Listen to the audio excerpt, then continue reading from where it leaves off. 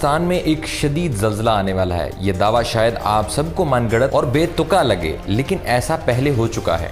वैसे तो ज़ल्ज़ले की पेशगोई करना आसान नहीं और ना साइंस आज तक इसमें कामयाब हो सकी है, लेकिन मुख्तलिफ अनासर की बिना पर अब ये मुमकिन हो गया है। तुर्किया में ज़ल्ज़ले से कबल पेशगोई करने वाले डच साइंसदान ने अब पाकिस्तान में ज़ल्ज़ले की पेशगोई की है। ज़ल्ज़ला पेमा research institute solar system geometry survey ने चमन फॉल्ट लाइन में आइंदा 2 रोज़ में ज़ल्ज़ले की पेशगोई कर दी। इस सर्वे में बताया गया कि बलूचिस्तान में ज़ेर ज़मीन चमन फॉल्ट लाइन में तेज़ लर्जिश रिकॉर्ड की गई है और इस इलाके में अगले 2 दिन में कोई ताकतवर ज़ल्ज़ला आ सकता है, जिसकी शिद्दत रेक्टर स्केल पर 6 या उससे ज़्यादा हो सकती है। इस सर्वे के मुताबिक सतह समंदर के करीब फिजा में बरकी 4 के उतार चढ़ाव को रिकॉर्ड किया गया है, जिसकी वजह से नक्शे में 4 जामनी रंग वाले इलाकों बशमूल पाकिस्तान के सूबा बलूचिस्तान में आइंदा चंद रोज में ताकतवर ज़ल्ज़ला आ सकता है। इस सर्वे में ये वाज़ेह किया गया है कि ये इलाके सिर्फ एक तखमीना है और दुरुस्त मकामात का तयन करने का फिलहाल कोई काबिल एतमाद तरीका नहीं है।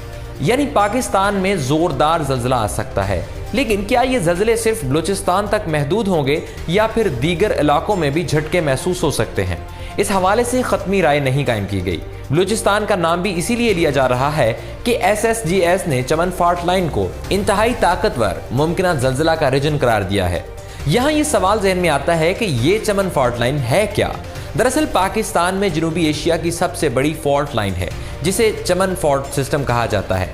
ये 900 किलोमीटर तवील है और इसी फॉल्ट सिस्टम पर 31 मई 1935 को दोपहर को कोयटा में होलनाक ज़ल्ज़ला आया और कई हजार अफराद हलाक हो गए।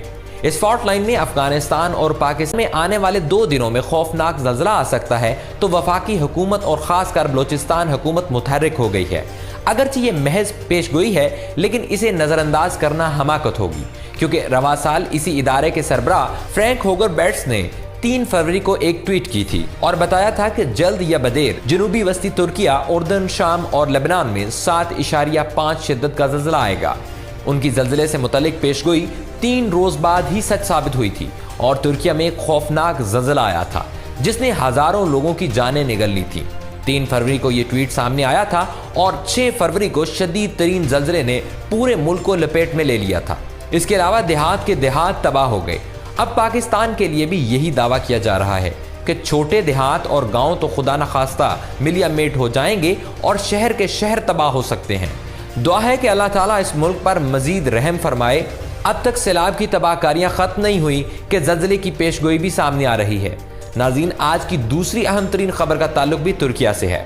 कल अफसोसनाक खबर सामने आई थी कि तुर्किया के दारुल हुकूमत अंकरा में पार्लियामेंट के करीब वजारत दाखिला के बाहर खुदकश धमाके और फायरिंग में 2 पुलिस एहलकारों की हलाकत हुई थी। इन धमाकों का मकसद तुर्किया में पार्लियामान की कार्रवाई रोकना था, ताकि तुर्किया में जमहूरियत का अमल रोका जा सके। लेकिन इस तहज़ीबकारी के बावजूद पार्लिमानी इजलास मुनक्किद किया गया, जिसमें सदर रजब तैयब एर्दोगान ने भी शिरकत की। इस वाक़े में 2 दहशतगर्द मारे गए हैं।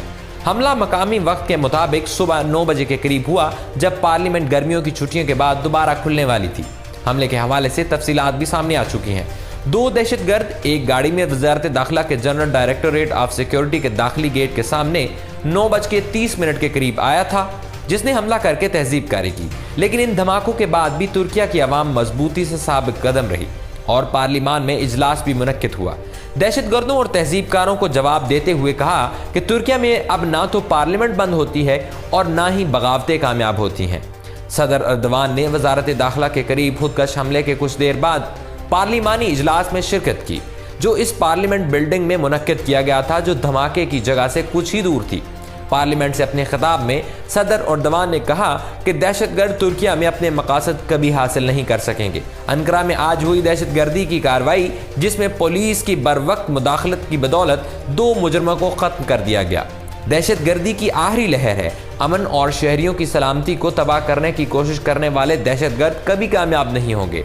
अब हम ऐसे मुल्क में नहीं रहते जहां पार्लियामेंट बंद हुई और बगावतें हुई।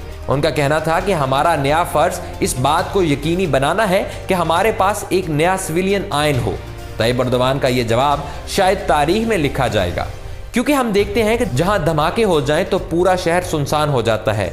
लेकिन तुर्किया में धमाके के बाद भी पार्लिमानी इजलास मुनक्किद होना और सदर का जवाब देना वाज़ेह सबूत है कि मुसलमान मजबूत हो गया है और अब इन हथकंडों से नहीं डरता।